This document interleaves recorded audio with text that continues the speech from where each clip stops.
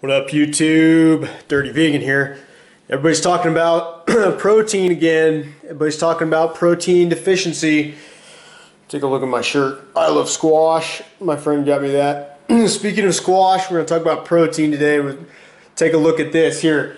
This is today's fruit on display. It's Musky de Provence pumpkin grown in the garden. It's a French cooking pumpkin.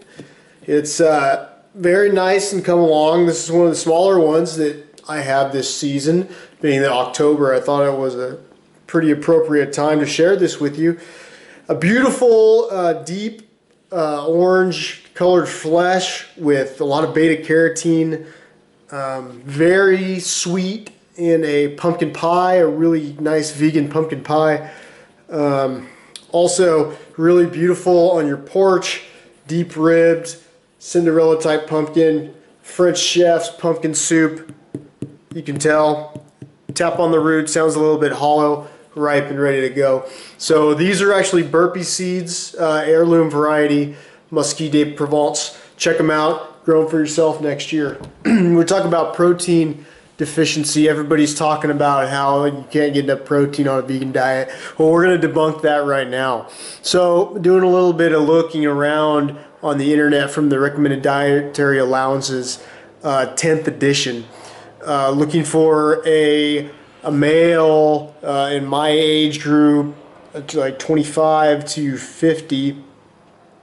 They want to have 0.8 grams per kilogram of protein per day for sufficient protein intake to maintain your nitrogen balance, and that's for males 25 to 50 years old.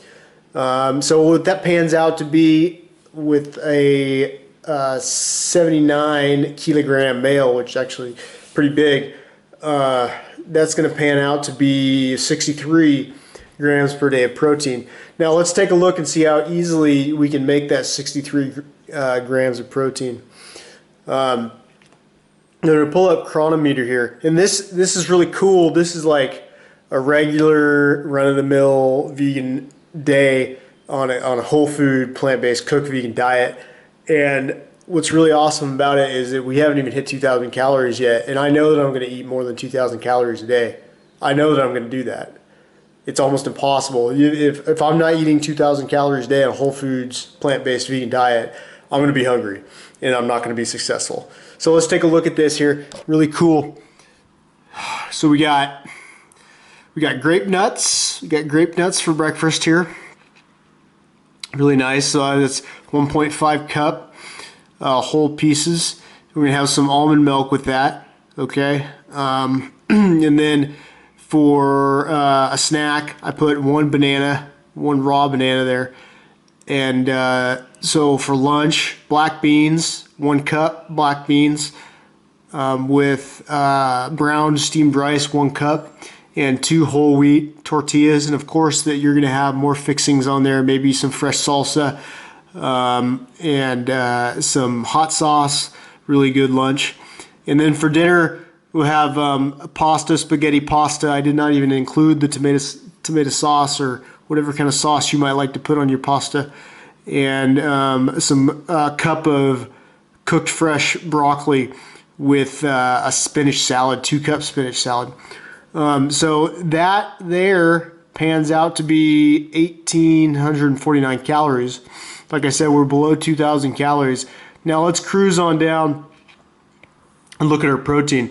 So what did we say? We had to hit 63 grams of protein. Well, we're at 68.5 grams of protein, and we haven't even gotten to 2,000 calories yet. And we've well met our lysine requirement at 2.7 grams. So, I mean, if you can meet lysine, you're basically meeting everything else.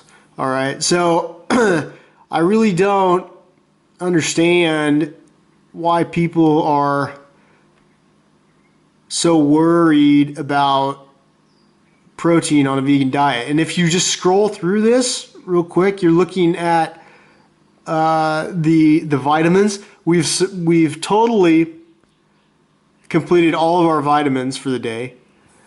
No problems there. Minerals were a little bit low on potassium. That's because we haven't eaten our fruit yet. We only had one piece of fruit. We're going to be having at least 5 pieces of fruit. You need to be eating more fruit. You could be eating fruit all day. Lipids over here.